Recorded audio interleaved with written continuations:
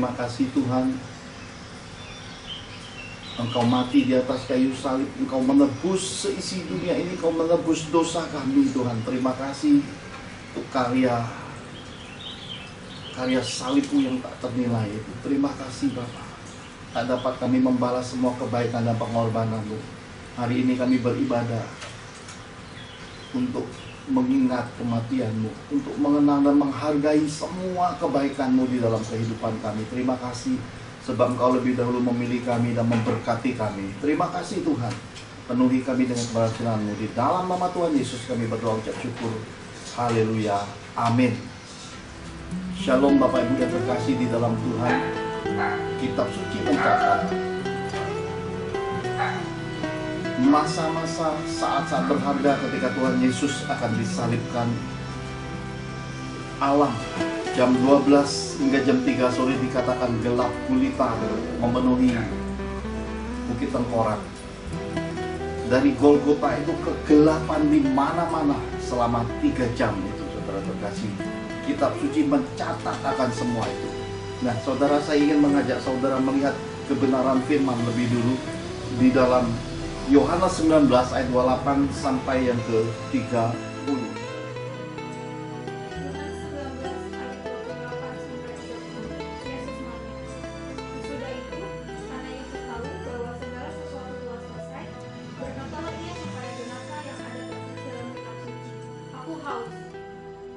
Di situ ada suatu bekas penuh anggur asam. Maka mereka mencucukkan bunga karang yang telah dicelupkan dalam anggur asam pada sebatang hisop, lalu mengunjukkannya ke mulut Yesus. Sesudah Yesus meminum anggur asam itu, berkatalah Ia, "Sudah selesai." Lalu Ia menundukkan kepalanya dan menyerahkan nyawanya. Amin. Saudara terkasih, Kitab suci menggambarkan dengan jelas bahwa Tuhan Yesus sesudah meminum anggur asam yang dikatakan dalam tulisan lain vinegar, Dia berkata sudah selesai.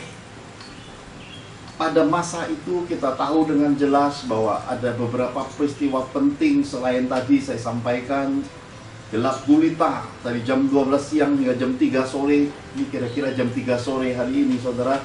Kegelapan memenuhi Bukit Tengkorak Golgota di mana salib Yesus ada saat itu. Kitab suci juga berkata ketika Tuhan Yesus berkata sudah selesai, bait suci terbelah dari atas ke bawah, kemudian terjadi gempa bumi. Dikatakan orang-orang mati kuburannya terbuka, orang-orang kudus bangkit hari itu, saudara. Ada suatu kegemparan yang besar hari itu. Tetapi di balik semua kegemparan itu yang mesti kita pahami adalah kematian Yesus menyatakan alfa dan omega kehidupan sudah dimulai. Bahwa Dia mati untuk memulai sesuatu. Dia mati untuk menebus umat manusia. Dan kematiannya, karya penebusannya dimulai untuk sebanyak mungkin orang yang akan ditebus. Karya salibnya menyatakan semua itu. Di dalam tulisan yang lain, di dalam Yohanes 19 ayat 30 dikatakan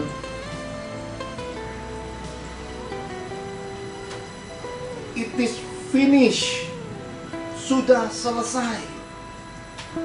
Saudara terkasih, saya senang sekali bahwa pada jam 3 sore di hari Jumat Agung, di tengah-tengah kebaktian dan ibadah memperingati, mengenang dan menghargai kematian Yesus, karya salibnya yang sudah selesai ini, dikatakan it is finished. Saudara, kita akan tangkap makna kematian Yesus, makna dari kematian yang akan menuju ke karya Paskah, di mana 3 hari sesudah kematian hari ini Yesus akan bangkit. Tetapi kita belajar makna apa saja di balik kematiannya yang Dia berkata it is finished. Yang pertama, Kisah Para Rasul 17 ayat 29 sampai yang ke-31. Kisah Para Rasul 17 ayat 29 sampai 31. Karena kita berasal dari keturunan Allah, kita tidak boleh berpikir bahwa keadaan ilahi sama seperti emas atau perak atau batu, ciptaan kesenian dan keahlian manusia. Dengan tidak memandang lagi zaman kebodohan, maka sekarang Allah memberitakan kepada manusia bahwa di mana-mana semua mereka harus bertobat. Karena Ia telah menetapkan suatu hari, pada waktu mana ia dengan adil akan menghakimi dunia oleh seorang yang telah ditentukannya. Sesudah ia memberikan kepada semua orang suatu bukti tentang hal itu dengan membangkitkan dia dari antara orang mati. Amin. Makna pertama, itu finish dari kematian Yesus adalah masa kebodohan umat manusia tidak berlaku lagi. Terang Yesus lewat darahnya yang mahal dicurahkan, ditumpahkan sebagai darah pengorbanan, darah pengebusan umat manusia, darah yang menghapus dosa manusia, karena dosa membuat manusia masuk pada masa-masa kebodohan. Kitab suci berkata bahwa pada masa-masa kebodohan umat manusia menyembah emas atau perak atau batu yang merupakan ciptaan kesenian dan keahlian manusia. Pada masa kebodohan manusia menyembah ciptaannya. Manusia tidak menemukan jalan penyembahan. Manusia tidak menemukan karya abadi bahwa yang diciptakan harus menyembah kepada sang penciptanya. Oleh karena kematian Yesuslah, it is finished.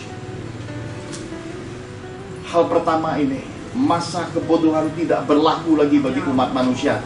Saya, keluarga saya, Anda, keluarga Anda, sebanyak mungkin orang yang mendengarkan pesan Tuhan ini, terang Yesus sudah datang. Kasih Yesus sudah dinyatakan. Darahnya yang mahal sudah tertumpah di Golgota, di Kalvari itu. Suatu kesempatan indah ketika Tuhan membawa saya, keluarga The Johan, datang ke tanah Holy Land, tanah Israel, melihat mahkota durinya, saudara. Bukan duri kecil-kecil seperti pohon-pohon ini, bukan kecil-kecil, tetapi panjang dan besar. Mahkota duri itu menusuk kepalanya, saudara, dan darah itu bercucuran, saudara.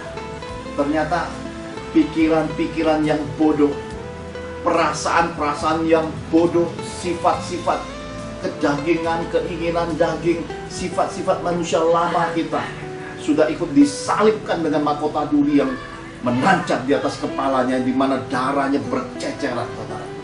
Darahnya yang tumpah itu membuat kita memiliki pikiran perasaan yang baru.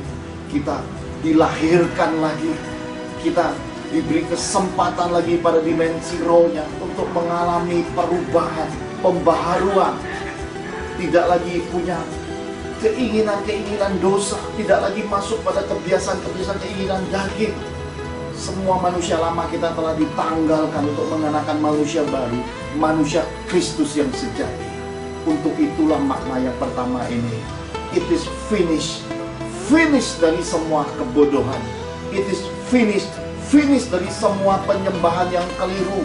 Menyembah ciptaannya, menyembah orang-orang suci, menyembah pohon-pohon keramat, menyembah karya seni manusia. It is finished, sudah tidak berlaku lagi.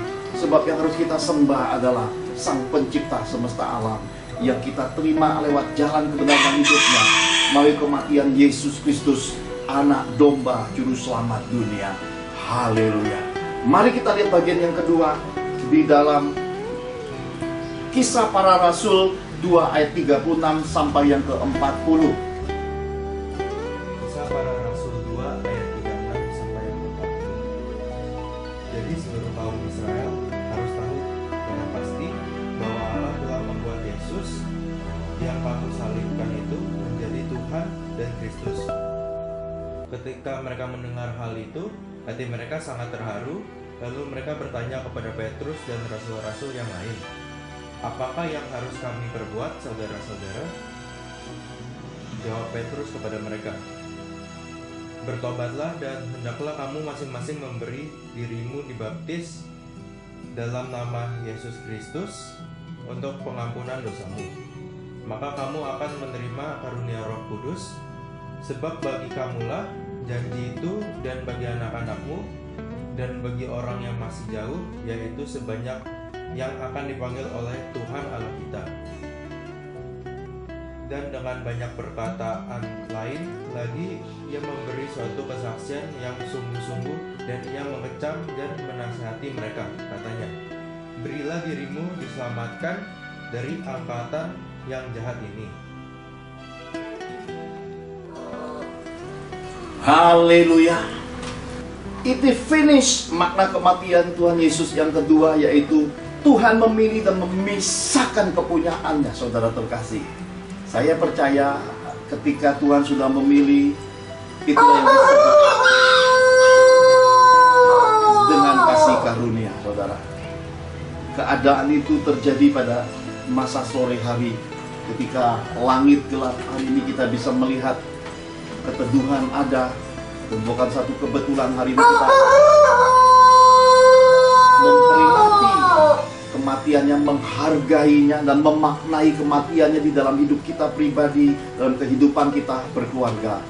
Bahkan seorang rasul besar yang pernah menyangkal dia sebelum ayam berkokok 2 kali, yang bernama Simon Petrus itu, saudara, oleh anugerah setelah diperlengkapi di loteng Yerusalem bersama 120 orang ketika pencurahan kegenapan janji-janji Tuhan. Nanti kita akan masuk masa itu yang disebut masa Pentakosta, masa pencurahan roh, saudara. Simon Petrus menjadi seorang ciptaan yang baru. Dia sudah menjadi kepunyaan Tuhan, bukan lagi sebatas lahir yang mengikuti Tuhan Yesus 3,5 tahun, tapi sudah ada pemateren rohnya. Sesuatu yang ilahi, sesuatu yang kudus dari sorga itu sudah memenuhi Petrus. Kesadaran pertobatannya bukan lagi sebatas kata, tidak lagi bergerak dalam kedagingan kekuatan manusiawi untuk bela Yesus, tapi oleh kasih karunia, oleh roh bisa tampil. Lihat apa yang diberitakan oleh Rasul Petrus. Jawab Petrus kepada mereka, bertobatlah dan hendaklah kamu masing-masing memberi dirimu dibaptis dalam nama Yesus Kristus untuk pengampunan dosamu, maka kamu akan menerima karunia Roh Kudus, saudara. Karunia Roh Kudus. Jadi jam 3 sore saat Yesus berkata, "It is finished," selesai. Kemuliaan Tuhan Yesus itu sudah selesai. Karya salibnya, pengorbanan darahnya yang mahal, karya penebusannya selesai. Roh Kudus hari itu tercurah karena bait atau suci Tuhan itu terbelah dari atas ke bawah. Gempa atas bumi ini. Kegemparan terjadi, orang-orang kudus termatrai yang sudah mati sebelum Yesus ada, itu bangkit, kata kitab suci. Dan kita hari ini orang-orang yang terpilih dikatakan, sebab bagi kamulah janji itu, dan bagi anak-anakmu, dan bagi orang yang masih jauh, yaitu sebanyak yang akan dipanggil oleh Tuhan Allah kita. Jadi ini bicara tentang bukan hanya hari itu 2000 tahun yang lalu, ini bicara juga tentang hari ini dan hari yang akan datang. Maranatha, saat Yesus datang kedua kali menjemput mempelainya, saudara terkasih. Minggu ini saya dan keluarga De Johan dikejutkan oleh sebuah berita. Salah satu anak rohani, anak didik yang kami bimbing, yang kami mentoring, saudara sudah pernah dengar kesaksiannya bagaimana ketika saya sampaikan sudah layak beroleh anak, tiba-tiba istrinya hamil lagi, dan kemarin ternyata diperiksa ada suatu keadaan secara medis yang mengerikan pada otak dari janin bayi di dalam kandungan si istri dokter dan bernama Dr. Jeffrey Setiawan ini. Apa efeknya? Bu Endo telusuri, keluarga De Johan, anak-anak kami, Rehwell, Sarah, Ricci ikut menelusuri apa resiko dibalik diagnosa dokter dalam dunia medis ini. Kalau itu terjadi pelebaran pembengkakan pada otaknya, maka nanti saudara akan melihat secara medis di dalam Google, saudara bisa akses bayi yang lahir seperti itu akan kepalanya besar dan tidak normal, saudara. Tetapi oleh roh, untuk kamu, untuk generasimu dan generasi yang akan datanglah Roh Kudus. Di masa Tuhan Yesus berkata, "It is finished," roh yang tercurah dari sorga itu untuk kamu semua karunia ini. Roh yang sama menggerakkan saya berdoa, saudara. Dan ketika saya doakan kemarin tepatnya, Dr. Jeffrey membawa istrinya untuk memeriksa janin bayi di kandungan istrinya. Dan luar biasa, saudara, mukjizat Tuhan Yesus terjadi. Janin bayi dalam kandungan istrinya ini dinyatakan sehat walafiat, semua pembengkakan itu hilang, bayi itu jadi normal kembali. Ini keajaiban Tuhan yang dikatakan bahwa Tuhan sudah milih, Tuhan Yesus sudah memilih, Tuhan Yesus sudah memisahkan orang-orang kepunyaannya. Makanya kita disebut eklesia, sekelompok orang, pribadi demi pribadi yang dipilih, yang ditebus dengan darah yang mahal, dipisahkan dari dunia ini, dikumpulkan untuk masuk di atas batu karang itu menjadi satu kepunyaannya, keluarga kepunyaan Yesus. Saya, keluarga saya, Anda, keluarga Anda, dan sebanyak mungkin orang yang mendengarkan pemberitaan ini, kita keluarga di dalam Yesus. Ini makna yang kedua. Makna yang ketiga yang terakhir bisa kita temukan. Mari sama-sama kita melihat kebenaran firman yang tertulis di dalam Filipi pasal 2 ayat 5 sampai yang ke-11.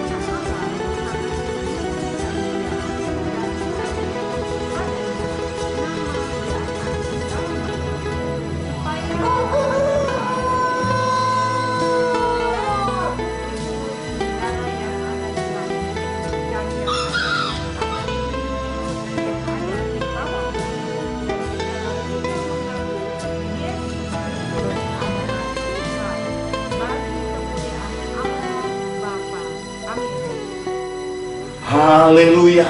Ini makna yang ketiga. It is finished. Makna kematian Yesus buat saya, Anda, dan keluarga kita semua, bahwa dengan kematian Yesus kita tidak hidup memberontak lagi terhadap Sang Pencipta. It is finished. Semua pemberontakan umat manusia sudah selesai, tidak berlaku lagi. Kenapa? Karena kita punya teladan. Sulung di antara yang sulung, dialah yang tersulung. Yesus Kristuslah yang tersulung, anak domba Allah yang dilihat oleh Rasul Yohanes, yang menebus seisi umat manusia. Dialah yang membuka gulungan kitab di sorga itu, sebab dia layak, dan oleh pengorbanannya saja semua pemberontakan manusia, semua dosa umat manusia dihapuskan di dalam namanya oleh pengorbanan darahnya yang mahal, saudara. Dikatakan teladan Yesus itu merupakan komitmen. Teladan Yesus itu merupakan konsistensi. Teladan Yesus itu merupakan integritas iman dari orang-orang yang mengasihinya. Orang-orang yang terpilih, terpanggil, dan diprosesnya jadi setia dalam kehidupannya. Saudara terkasih, ini waktunya semua kita memahami bahwa darah Yesus yang mahal itu akan membentuk kita memiliki dimensi manusia roh, manusia Kristus yang sejati. Kita akan menjadi pelaku firman. Seorang manusia beriman yang tidak lagi hidup menurut logika, tidak lagi hidup bergantung fakta, tidak lagi hidup menakar imannya dengan perhitungan logika dan matematika, tetapi menempatkan iman. Sebab ada tertulis, orang benar akan hidup dalam iman, dan orang benar akan hidup oleh iman, dan oleh iman juga orang akan masuk dimensi kasih karunia orang yang dibenarkan. Nah, saudara terkasih, sebagai bagian penutup, Nabi Yesaya menuliskan tentang pemberontakan umat manusia itu di dalam Yesaya 53 ayat 3-7. Saya bacakan. Ia dihina, Yesus, saudara, anak domba Allah, dikatakan Yesus dihina dan dihindari orang. Seorang yang penuh kesengsaraan dan yang biasa menderita kesakitan. Ia sangat dihina sehingga orang menutup mukanya terhadap dia, dan bagi kita pun dia tidak masuk hitungan. Saudara, sebelum kita menerima panggilan kasih karunia pertobatan itu, saudara, kita hanya melihat foto-foto atau mungkin salib yang dipakai oleh banyak orang-orang Kristen Katolik. Kita banyak melihat atribut-atribut rohani kekristenan. Kita menganggap semua itu biasa saja. Kita mendengar lonceng suara gereja, kita mendengar cerita-cerita tentang kerohanian, tentang kekristenan, tentang Yesus, semua itu biasa. Dan semua itu jadi tak biasa ketika kita berjumpa pribadi dengan Yesus. Ketika Roh-Nya yang kudus masuk pada kita, masuk dalam rumah kita, ketika ketukan pintu itu terdengar dan kita membuka diri, Dia masuk menjadi Tuhan dan Juru Selamat hidup kita. Sesuatu yang baru telah datang. Tetapi sesungguhnya ini ya saudara, ini kebenarannya yang dinyatakan oleh Nabi Yesaya. Tetapi sesungguhnya penyakit kitalah yang ditanggungnya, dan kesengsaraan kita yang dipikulnya. Padahal kita mengira Dia kena tulah, dipukul dan ditindas Allah. Ada banyak orang berpikir, ada banyak orang menghakimi Tuhannya orang Kristen itu manusia dan disalibkannya. Ini sudah dituliskan, dinubuatkan Nabi Yesaya. Ada banyak orang mengira-ngira saudara, karena belum masuk pada kasih karunia. Kalau sudah masuk, saudara bisa melihat orang-orang yang berbalik dari masa kebodohan, orang-orang yang meninggalkan pemberontakan kehidupan. Sebab kesalehan hidup ini tidak bisa dibangun dengan kekuatan manusia. Ibadah hari Minggu nanti kita akan masuki dimensi sorga Yesus Kristus. Saudara akan menemukan kesalehan manusia meskipun sudah dilakukan 100%, tidak menjamin bisa masuk sorga Yesus. Untuk masuk sorga Yesus harus punya kemerdekaan saudara, totali mengasihi Tuhan dengan segenap hati, segenap kekuatan, segenap akal budi, segenap jiwamu. Kita baru bisa masuk pada sorga Yesus yang luar biasa itu. Tetapi Dia tertikam oleh karena pemberontakan kita, Dia diremukkan oleh karena kejahatan kita. Ganjaran yang mendatangkan keselamatan bagi kita ditimpakan kepadanya, dan oleh bilur-bilurnya kita menjadi sembuh.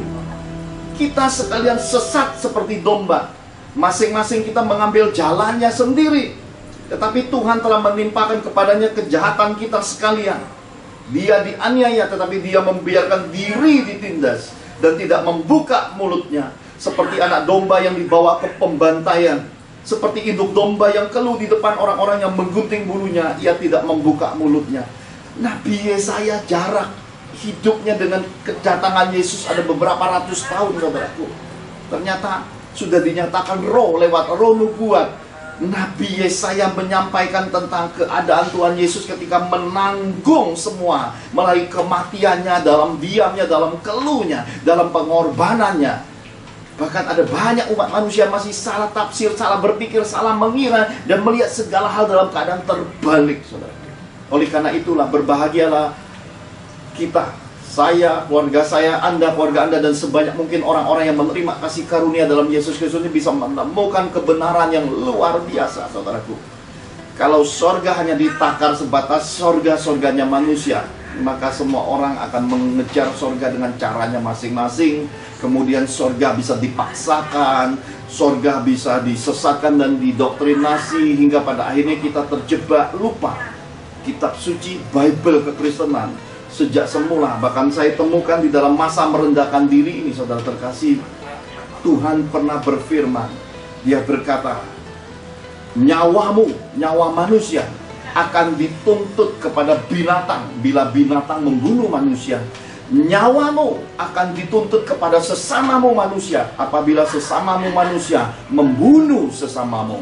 Jadi saudara terkasih bisa melihat, masuk surga dengan membunuh manusia, ini sudah batal secara firman Tuhan di dalam kitab Kejadian. Ini saya temukan di hari pertama merendahkan diri, berpuasa mencari wajah Tuhan. Satu hari membaca merenungkan satu Bible saudara. Satu hari untuk satu Bible. Dahulu saudara masih berlambat-lambat, masih keterbatasan. Hari ini oleh anugerah Roh, satu hari satu kitab. Ada 66 kitab. Kalau kita diberi kesempatan merendahkan diri, berdoa, berpuasa seperti yang Dia pesankan kepada saya jauh-jauh hari, rendahkan dirimu, cari wajah Tuhanmu, berdoa, renungkan firman, maka di dalam 2 bulan kita akan menyelesaikan satu kitab suci. Saya sudah baca berkali-kali, tetapi kali ini berbeda sekali karena membacanya dalam keadaan haus lapar, dalam kelemahan lahiriah, dalam anugerah rohnya, dalam kasih dan bimbingan dan petunjuk dari Tuhan Yesus sendiri, agar kita masuk musim ini, musim kehendak Tuhan. Maka hal-hal yang menarik kita temukan di dalam catatan kitab suci. Haleluya. Saudara terkasih, saya percaya makna it is finished dari kematian Tuhan Yesus ini teramat berharga bagi kita semua. Darahnya yang mahal yang tertumpah, bahkan disebut darah Yesus. Setan berteriak ketakutan dan pergi, saudara. Dan di ambang-ambang pintu Paskah anak domba semasa di Mesir beberapa ribu tahun yang lalu, semasa generasi Musa dioleskan di ambang pintu di jendela, roh maut tidak bisa masuk atas rumah-rumah orang-orang Israel. Dan sesudah roh maut berlalu, seisi Mesir, seisi dunia ini menangis oleh kematian anak-anak sulung mereka. Bahkan binatang-binatang sulung pun mati, saudara. Dan sesudah itu dikatakan bangsa itu keluar menggenapi janji Tuhan. 400 tahun lamanya disiksa, diperbudak, dan tepatnya 430 tahun mereka meninggalkan Mesir. Dan orang-orang Mesir membuka pintunya dalam ketakutan, dalam kesedihan, dalam kedukaan besar. Mereka membuka hatinya juga untuk bermurah. Dikatakan kitab suci, orang-orang Mesir membekali orang-orang Israel dengan emas, perak, permata, dengan perbekalan makanan untuk berjalan menuju ke tempat yang ditunjuk Tuhan, untuk beribadah di Gunung Kudusnya. Dan hari ini oleh jejak kematian Yesus, oleh darah Yesus yang mahal, jejak kaki Tuhan yang melemah hendak menuntun kita datang kepada Yesus. Bukan ke gunung ini, bukan dengan perkataan itu, tetapi melalui rohnya, melalui kebenaran firman-Nya, kita semua kembali pada kasih Yesus yang semula, kembali hidup menurut kehendak Sang Pencipta, hidup dalam perkenanan Bapa Surgawi, hidup untuk memuliakan dan menyenangkan hati Tuhan. Sebagai bagian akhir, mari kita angkat kedua tangan kita. Pastor Serat akan menutupnya di dalam doa dan juga doa berkat di dalam nama Tuhan Yesus. Saudara-saudara, baru saja kita mendengar pesan Tuhan dalam ibadah Jumat Agung. Biarlah kematian Yesus Kristus, Tuhan kita di atas kayu salib, tidak menjadi sia-sia dalam hidup kita dan keluarga kita, tetapi membawa kita hidup dalam terang kasih Tuhan yang nyata setiap hari. Kita melakukan firman-Nya dengan taat dan segenap hati. Kita beserta keluarga kita bisa hidup kudus, hidup sepakat dan harmonis, hidup untuk menyenangkan hati Tuhan. Mari kita angkat kedua tangan kita bersama-sama dalam iman dan doa sepakat untuk menerima berkat-berkat Bapa Surgawi dalam nama Tuhan Yesus. Tercurahlah Roh Kudus, Roh kebangkitan dari Yesus Kristus, Sang Penebus dunia. Semua kutuk, kemiskinan, kebangkrutan, kematian karena setan, penyakit dan kebodohan sudah tidak ada lagi dalam hidup kita dan garis keturunan kita. Tetapi berkat kemuliaan Bapa, Tuhan, Yesus dan Roh Kudus tercurah penuh atas kita semua hari ini hingga Maranatha. Kita terima berkat-berkat Tuhan ini dalam nama Tuhan Yesus, sama-sama kita katakan amin.